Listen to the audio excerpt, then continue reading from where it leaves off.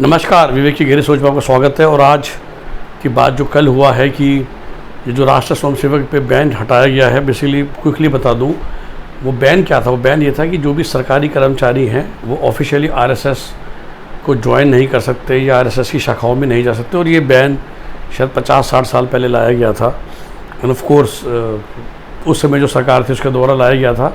और अब चूँकि बीजेपी की सरकार आ गई है तो शायद उनको 10 साल तक ध्यान ही नहीं रहा होगा, अब ध्यान आया तो हटा दिया गया। पहली बात तो ये है।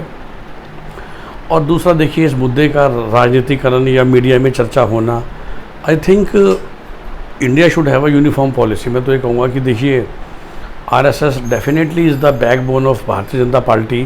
एंड इंडिया में एक स्टैंडर्ड रूल है कि कोई भी सरकारी कर्मचारी किसी भी पॉलिटिकल पार्टी से एफिलिएट नहीं हो सकता, या आप इसलिए आप सर्विस में रहते हुए इलेक्शन वगैरह तो लड़ ही नहीं सकते हैं। और वो ये भी कहते हैं कि as a government servant you should not be actively participating in any political party. अब पॉलिटिकल पार्टी की इंडिया में डेफिनेशन भी बहुत क्लियर है। अब तो उस पॉलिटिकल डेफिनेशन से आरएसएस उस डेफिनेशन में नहीं आती।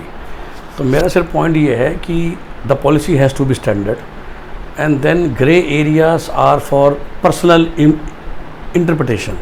तो मैं वही एग्जांपल ले रहा था कि इंडिया अगेंस्ट करप्शन बहुत अच्छी मूवमेंट थी, उसी से निकली है पार्टी। कई लोग जिन्होंने उस समय सरकारी कर्मचारी थे और वो आईएसी में जाके बैठ रहे थे और अंदर अंदर आईएसी में पॉलिटिक्स चल रही थी। तो मैं उस मुद्दे को घिरा नहीं, मैं कह रहा हूँ मेरी तरफ से बड़ी सिंपल सी छोटा सा वीडियो करके सोच के लिए शेयर कर रहा हूँ कि एक स्टैंडर्ड पॉलिसी होनी चाहिए। और उस स्टैंडर्ड पॉलिसी में चूँकि आरएसएस ऑफिशियली एक पॉलिटिकल पार्टी नहीं है, बिकॉज इंडिया में पॉलिटिकल पार्टी की डेफिनेशन बहुत क्लियर है। वो इलेक्शन लड़ते हैं या वो उनको इलेक्शन सिंबल मिलता है या उन्हें एक सर्टेन बेनिफिट्स दिए जाते हैं। तो आरएसएस ऑफिशियली एक सोसाइटी या एनजीओ, क्योंकि जब भी आप एक इतनी बड़ी संस्था चला रहे हैं, आप लोगों से चंदा ले रहे हैं, पैसे ले रहे हैं, इंडिया में एक इनकम टैक्स के रूल्स भी हैं, सब कुछ है। तो ऐसा तो नहीं ना कि मैंने कुछ भी खोल लिया। मतलब either you will have a private limited company और अ पार्टनरशिप, जो हम जब बिज़नेस करते हैं फिर आप बंदे को, लोगों को सैलरी पे रखते हो तो आप उन्हें सैलरी देते हो।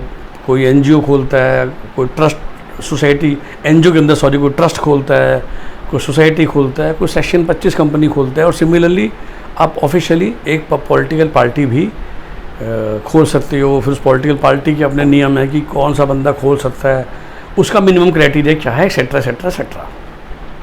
तो कुछ ऑर्गेनाइजेशन होती हैं जो कि इनमें से किसी एक में आपको फॉलो करना पड़ेगा, तभी आपको एक रजिस्ट्रेशन मिलेगा, एक लाइसेंस मिलेगा, लाइसेंस टू टेक चंदा मिलेगा, एक्सेट्रा एक्सेट्रा एक्सेट्रा। तो राष्ट्रीय स्वयंसेवक संघ उस पॉलिटिकल पार्टी की डेफिनेशन में नहीं आता और बैन है पॉलिटिकल पार्टी पे। इसलिए आई थिंक इट वाज लॉजिकल कि वो हटाया जाना चाहिए था। शायद पहले वाले लोग भूल गए होंगे, खासकर जब एनडीए की सरकारें थी, और खाली उस चीज़ भूल को सुधारा गया। जैसे कई सिस्टम चलते आ रहे थे। रेल बजट बचपन से हम देख रहे थे कि was presented separate from union budget, फिर 2016-17 में उसको मर्ज कर दिया गया और आज सब कुछ ठीक चल रहा है। कई पहले शाम को बजट प्रेजेंट किया जाता था क्योंकि हम अंग्रेज़ों का पॉलिसी फॉलो करते थे। समटाइम हम सोचते भी नहीं है कि भाई ये 5 बजे हम क्यों बजट पेश करते थे, क्योंकि तब इंग्लैंड में सुबह हो जाती थी, सोचिए। And that was the reason कि the budget was presented in the evening, not for any other reason, right.